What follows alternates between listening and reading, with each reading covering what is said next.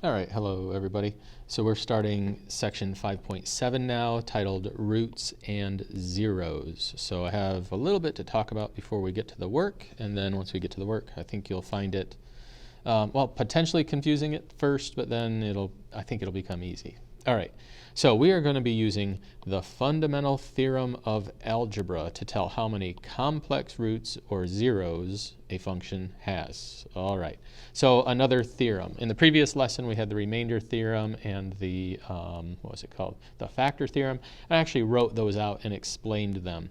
I'm going to explain this in a minute, but I'm not going to write it all out. But when we see the word roots or zeros, we've been finding zeros of polynomials for a while now. You set a polynomial equal to 0, the answer you get is called a zero. Sometimes they're called roots in a slightly different context, which is honestly such a trivial difference it's not worth mentioning. For the purposes of our class, roots or zeros are interchangeable. They mean the same thing. In a higher level study of algebra, when you're really getting hung up on details and things, yes, there is a difference, but it's not worth our time right now. Okay, so we're going to determine how many complex, now complex means real and imaginary altogether, so every possible scenario. Then we'll determine how many of those roots are real, so some complex roots turn out to be real numbers. We will determine multiplicity. I'll talk about what that means in a minute, although we've touched on that a little bit already. We will determine how many are imaginary. So remember, there's real numbers and there's imaginary numbers. When you put them together, you get complex numbers. We will be using Desmos almost exclusively. I mean, you have to use your brain a little bit, of course, but there's not going to be a lot of calculating, figuring, scrap paper work, nothing like that. We'll be using Desmos a lot. So I'll split the screen and pull up Desmos in a minute. So for sure, make sure you have Desmos. If you have a TI calculator, you can use that as well. You do not have to draw graphs on this assignment. When you see the assignment, there's graph paper on every single problem. If you want to draw a graph, you can, but you don't have to. The software that I used would not let me delete that, otherwise I would have. It's just not necessary. Okay, so the number of complex roots in a polynomial is equal to the degree of the polynomial. If you don't remember degree, that's the highest exponent. So if a polynomial starts out with like f of x equals 2x to the 5th power minus 3x squared plus 7x plus 8, the highest power is 5. That's a 5th degree polynomial. That means there are 5 complex roots. This, what I just explained, is the fundamental theorem of algebra. So I said I wasn't going to write the whole theorem out, but I was going to explain it. And that's it. The highest power tells you how many roots there are, or how many zeros there are. Okay, when it comes to graphing, real roots are x-intercepts. So we talked about how there's real and imaginary. Put them all together, you call it complex as a group. The real roots are going to be the x-intercepts. Multiplicity refers to the fact that some real roots happen more than once. So you can get the same answer a few times. That's called multiplicity. We've done a few assignments where that has happened, or maybe one assignment where that has happened. Okay, as far as imaginary roots go, well, if you take the complex roots, which is the highest power, minus the real roots, which is x-intercepts and multiplicity, then that gives you the number of imaginary roots. So what skills are you going to have to have? You're going to have to know how to graph things on Desmos. You're going to have to be able to look at an equation and tell what is the highest power. That shouldn't be too bad. When you look at a graph, you should be able to tell what x-intercepts are. Determining multiplicity is going to be a brand new skill, which as I do examples, I hope you'll pick up on. And then you'll need to be able to do subtraction. So do those things, you should be good on this assignment. As always, I'll do the evens. I'm going to ask you to do the odds. I set up space for you to write all of your answers down. Well, I'm going to write all my answers down. Again, you don't have to graph if you don't want to. You can cross those out. If you like graphing, then okay, go ahead and do that. All right, let me pull up Desmos and get to work here. So we'll look at number 2. So I'm going to type in, now this says f of x equals, you can just type y equals, it's the same thing. Negative x squared plus 4 x plus 2. All right, so there's our graph. First of all, complex roots. You don't even need the graph for that. I mean, I want to have the graph handy, but you don't need the graph. The number of complex roots is the same as the highest power, so that is 2. The number of real roots.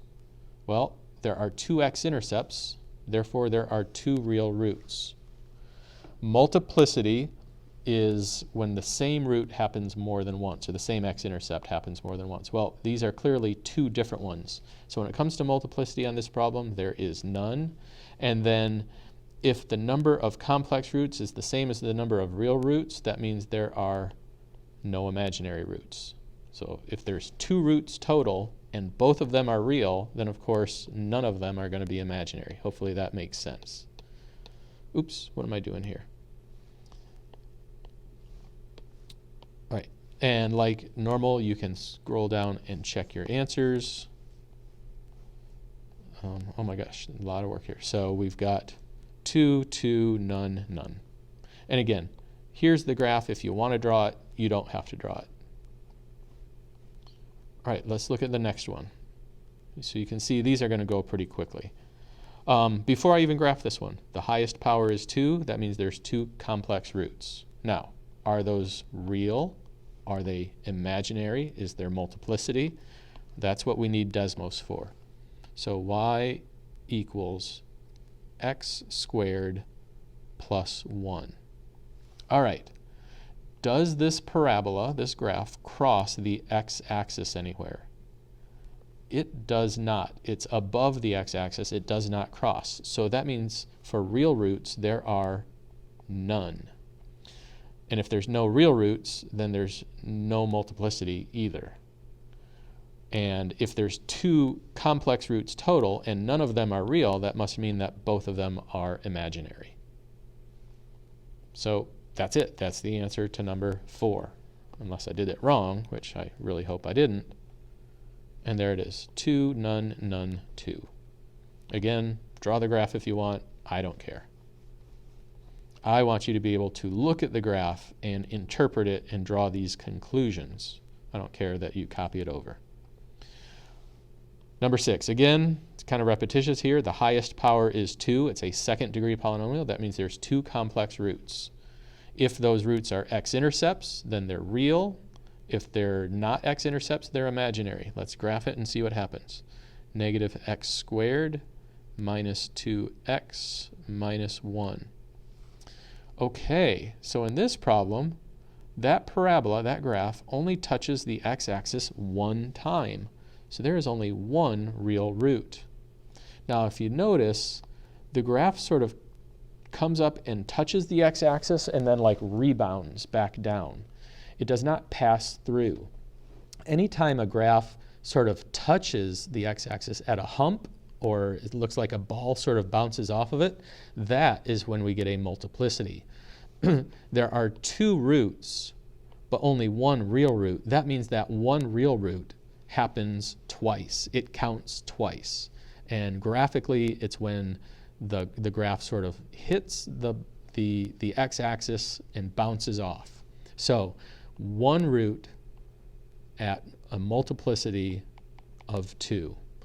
You can write the whole word multiplicity if you want, but I abbreviate M-U-L-T. And then this one has no imaginary roots. The 1 root counts twice. There are 2 total, so technically we'd say that real root happens twice. There's none left over to be imaginary. By the way, imaginary roots always come in pairs. So you could have 2 imaginary roots, or 4, or 6. It is impossible to have just 1 imaginary root, or 3, or 5. That cannot happen. So if you were to try to do 2 minus 1 equals 1, that tells you it's wrong because it's impossible to have just 1 root.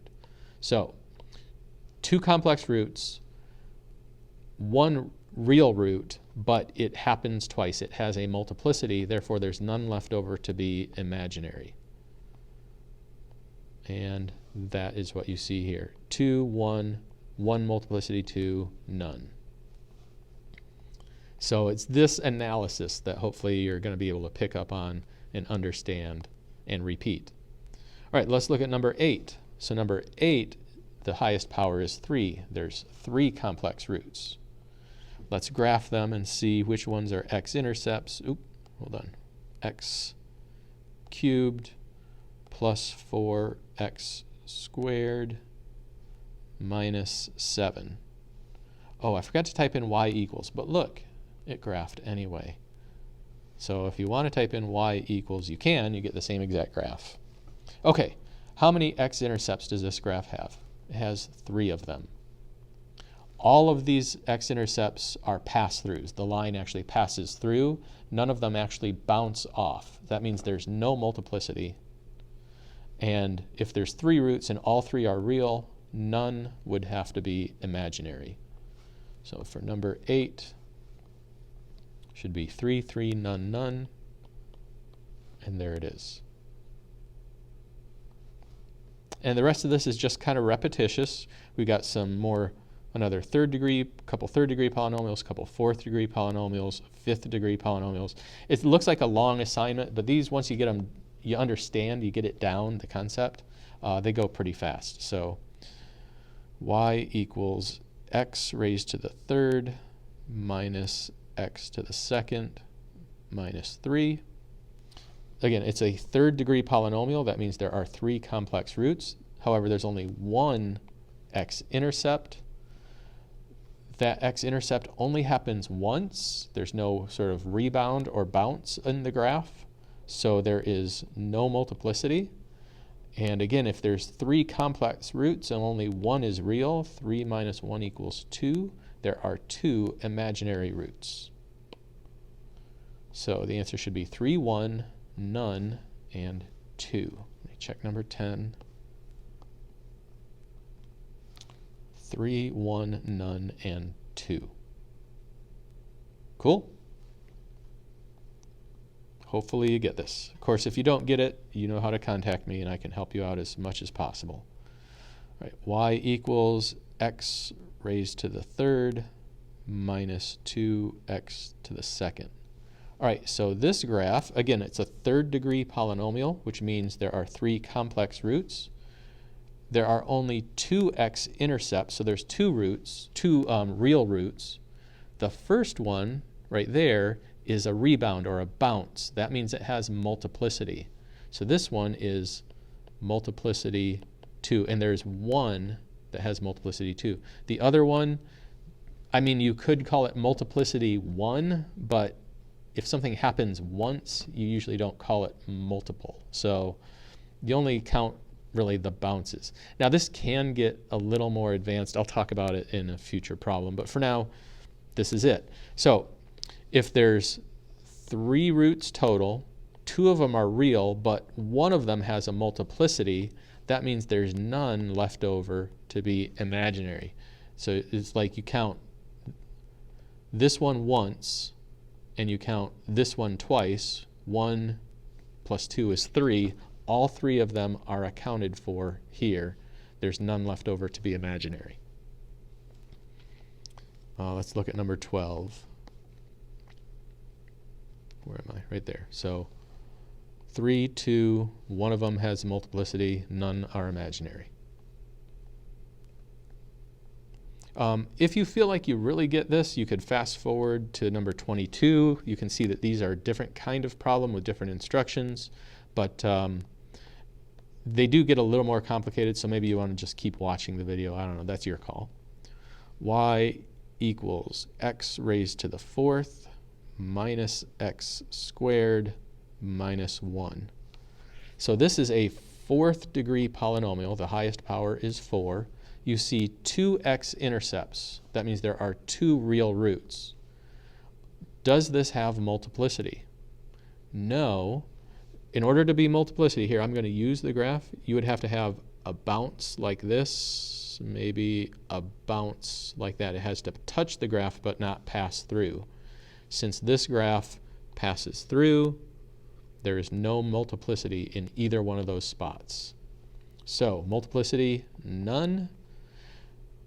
If there's 4 complex roots and 2 of them are real, 4 minus 2 equals 2, 2 imaginary roots. So the answer number 14 should be 4, 2, none, and 2. Where am I? Here we go. 4, 2, none, and 2. Trucking right along here. Number 16. So this one also a fourth degree polynomial, as you can see right there. 4 roots. Let me clear out the graph. Type in y equals x raised to the 4th minus x raised to the 3rd minus 4x squared plus 4. And we get this picture. Okay, there are 2 x-intercepts. Like one's right about here, one's right about here. They both pass through. And then there's sort of the curve up there. Again, a pass-through means there's no multiplicity. You would have to have the graph sort of bounce off of one of those to have multiplicity. So there is none. So imaginary roots, 4 minus 2 equals 2. There are 2 imaginary roots. Let's check number 16. Where is it? 4, 2, none, 2. And number 18. Fifth degree polynomial, 5 complex roots.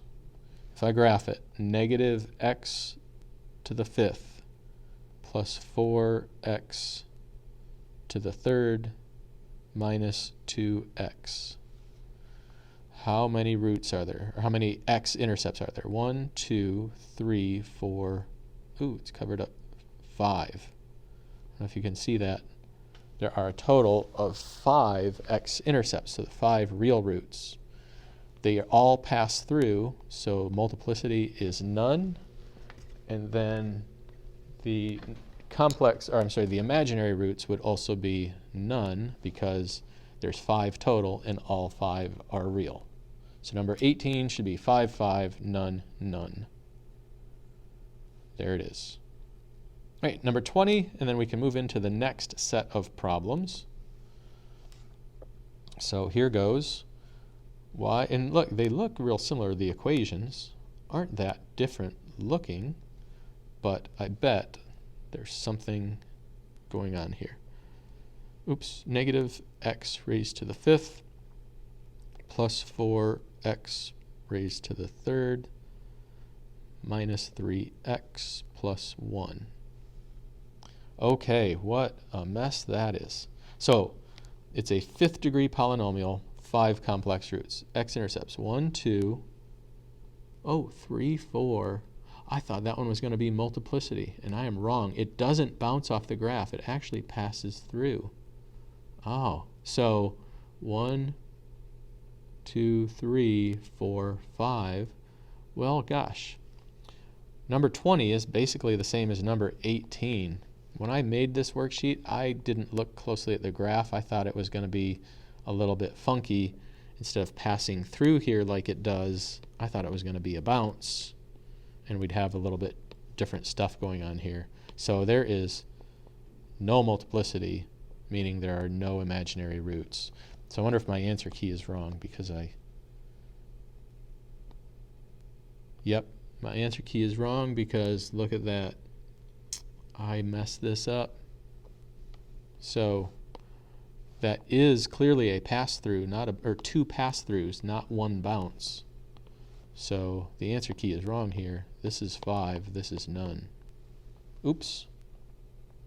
All right, so I intended for this one to be a little more interesting than it was.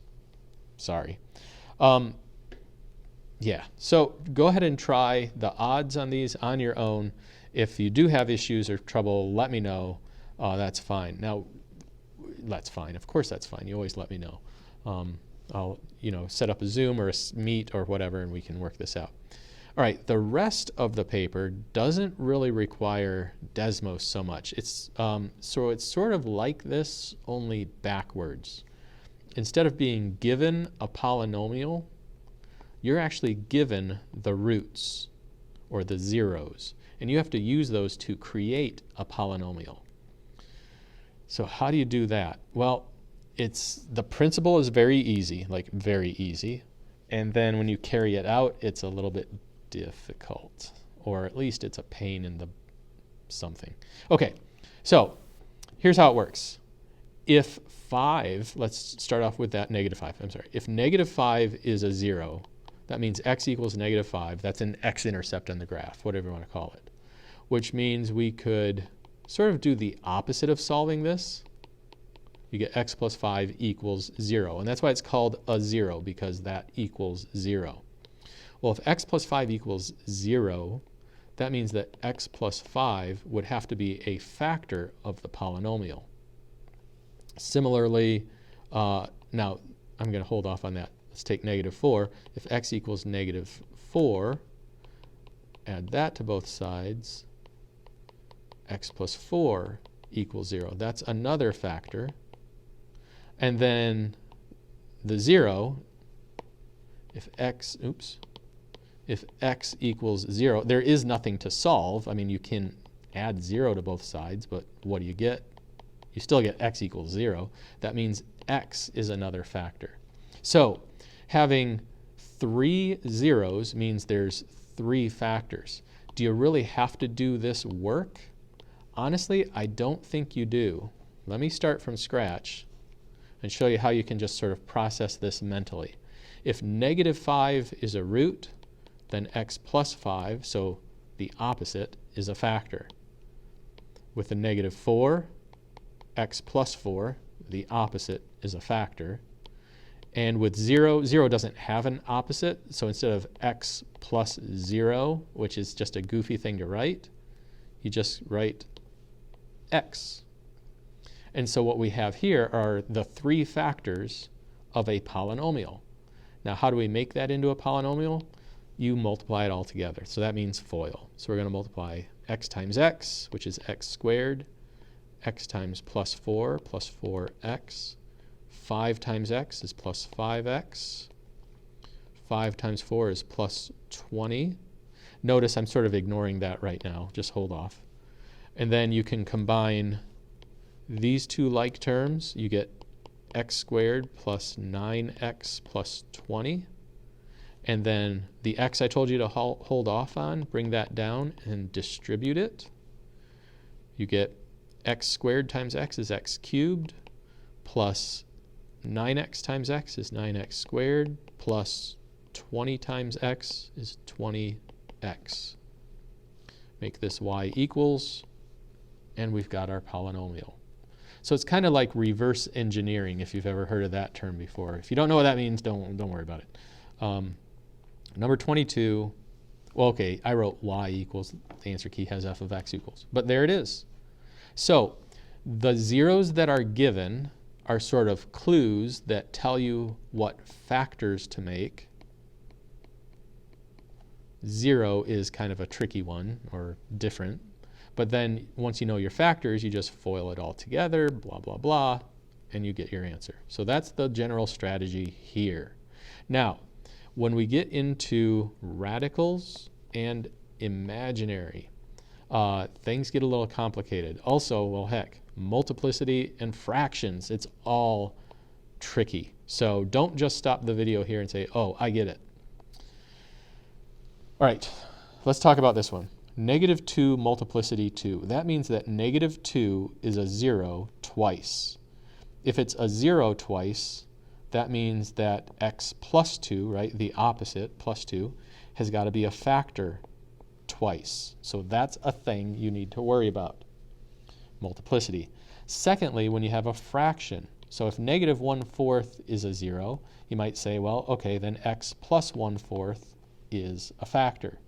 And in a technical way, that is correct. However, do you want to FOIL a fraction? Probably not. It's going to give you an answer with a bunch of fractions in it as well. And there's a real easy workaround for this. Instead of x plus 1/4, do 4x plus 1. Now, where does that come from? Ultimately, it's just a shortcut or a little trick, but there is an explanation. So let's look at the concept of x equals -1/4. If I want to sort of reverse solve this, like I said, you could add 1/4 to both sides, get x plus 1/4 equals 0, but that's messy. It gives us a fraction. So instead of doing that, what I'm going to do is I'm going to multiply both sides by 4 to cancel this out. I get 4x equals -1.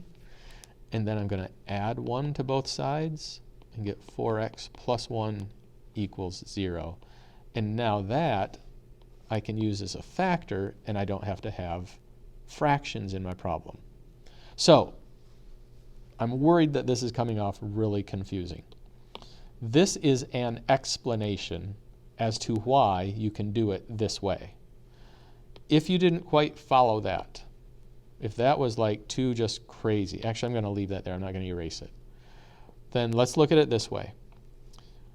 X plus 1/4 could work in a very technical sense, but then when you get into all of the foiling, eventually you're going to have to start foiling stuff by fractions, and that is awful.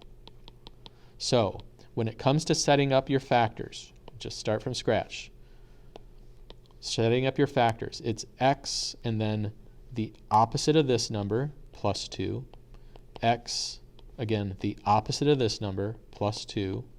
And when you have a fraction, instead of x and then the opposite of this number, you're going to just do the opposite of the top, the bottom goes in front of x. And that works every time you have a fraction in your problem. So when you do this one, it's going to be the opposite of this number, and then 3 is going to go in front of the x, just like I put that 4 in front of this x. Okay, now, having said all of that, we still have to multiply this together. I'm going to go ahead and FOIL here. I get x squared plus 2x plus 2x again plus 4. And I can combine like terms there and get x squared plus 4x plus 4. Now I need to bring down the next factor and continue to multiply. So x squared times 4x is 4x cubed. X squared times 1 plus x squared. 4x times 4x is plus 16x squared. 4x times 1 plus 4x. 4 times 4x plus 16x. 4 times 1 plus 4. And we've done problems like this before. They're tedious, they're not fun, but they should be completely doable. You do have like terms there that can go together, so I'm going to bring down 4x cubed plus 17x squared, right, because that's like a 1. 1 plus 16 is 17. We have like terms here. 4x plus 16x is plus 20x. And then that plus 4, I can just bring that down, put a y equals in front of it, and there's the polynomial. This polynomial has those zeros. Let me check and see that it is good.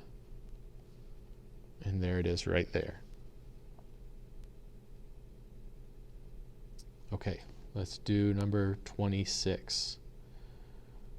So here's what's special about 26. Not only is there a square root in it, or a radical, there's a special rule of polynomials that you need to know, and it's this.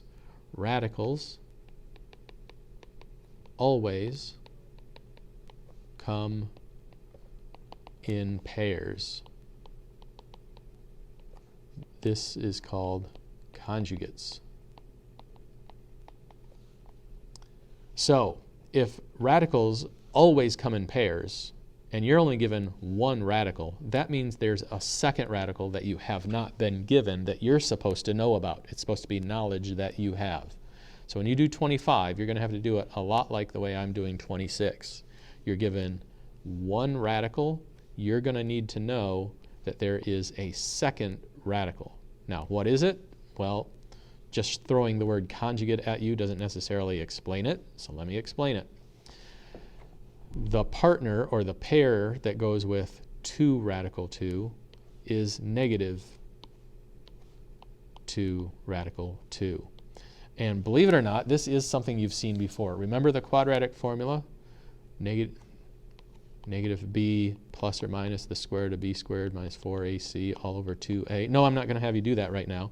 But the fact that there's a plus and a minus here, a positive and a negative in front of the radical, that's because radicals always come in pairs. There's got to be the plus, there's got to be the minus.